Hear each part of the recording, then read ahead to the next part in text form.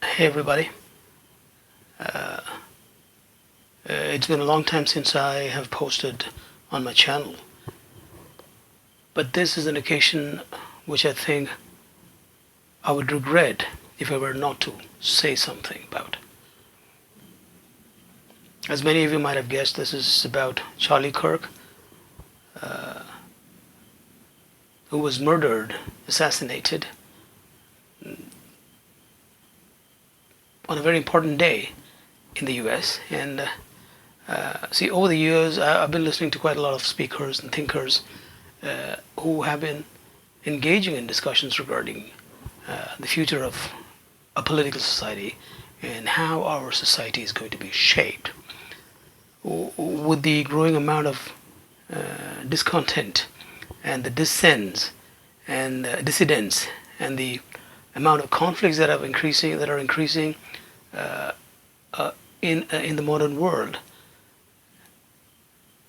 there are thinkers out there who are willing to discuss and willing to engage in conversations regarding what is the next way forward. And I've been listening to quite a few over the decades and familiar with a lot of names. If you just look at the younger generation of the lot, there are quite a lot of them. You have Ben Shapiro, Michael Knowles, you have Dinesh D'Souza, you have Candace Owens, you have Douglas Murray from the UK. A lot of them who have been kind of trying to understand the progression of society and how it works towards making the society a better place. And of these different names, Charlie Kirk was a name that really stood out for one very important reason. And I think that among this whole breed or a whole army of thinkers, an army of or agents of change, I think Charlie Kirk stood apart, and it was in the format that he used to engage in these kind of discourses. Most of us would have been familiar with political discourses as seen through interviews, as read through the articles, as seen as speeches that come off a stage, off a podium. But Charlie Kirk, he came up with a different, or he popularized a very different format where he would just pull up a desk and go to universities or campuses or places like those public spaces where he would engage or invite people to engage in conversations about difficult topics. And these were really important topics for an evolving society, especially the modern society in the US. And I would say that this is what really made him stand apart from the rest of the pack. I mean, his willingness to engage or throw himself out in the open, into the arena, and expose himself, be vulnerable enough to be attacked from any corners. Now that was something that was a sign of a true warrior, true soldier. He embodied it in spirit and in person. So he would go pull up a chair and a desk and put up a poster saying that college is a waste of money right in front of a college. And he would invite anybody walking past to engage in a discussion with him and prove him wrong. Now this format became so famous that this was used as probably a theme in many of these memes, internet memes, the prove me wrong theme. And I thought that he was a brilliant person. One of the most memorable conversations that I remember watching of his was where he was sitting in the center of a circle surrounded by 25 young students, and they would engage with him. And you would know, you know that, with teenagers especially, I mean, they know the world better than everybody else, as all of us know. And they are the ones who are willing to believe that the earth is as flat as their learning curve. So, and he would allow them to attack him from different corners, from different perspectives.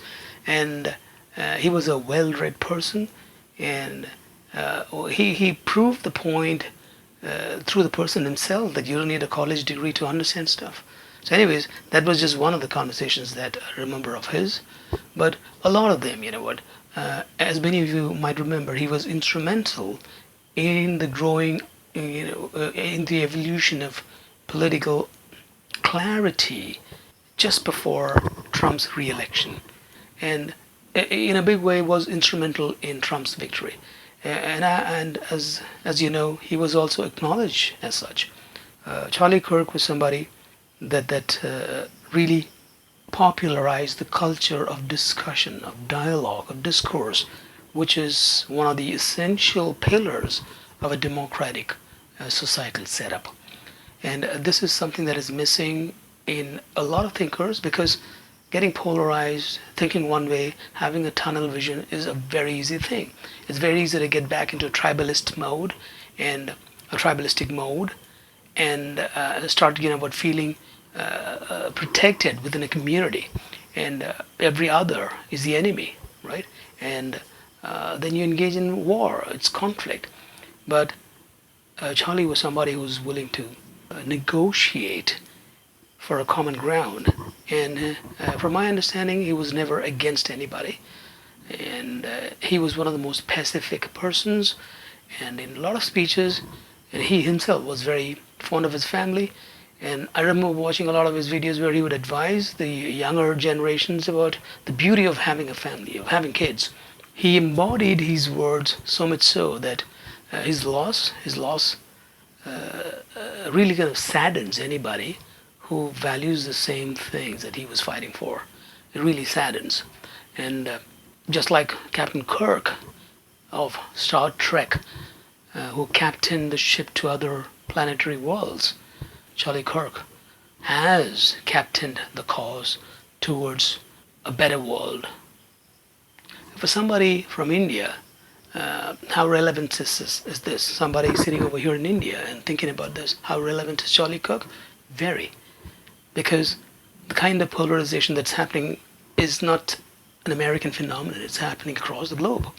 It's happening in our country too. And it is relatively easy to find out the ones who are really willing to have dialogues versus the ones who are willing to go into the shadows and shoot from the dark. From within the shadows, it's easy to find.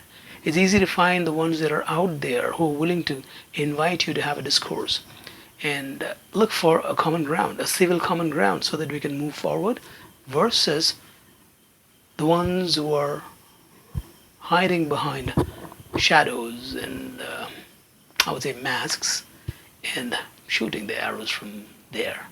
So Charlie Kirk was somebody who showed us an example, and his death, his murder, his assassination, sad day for the world, but a very deep reminder for all of us who love peace, community, and a future that's happy and good to all of us. Right? Rest in peace, brother.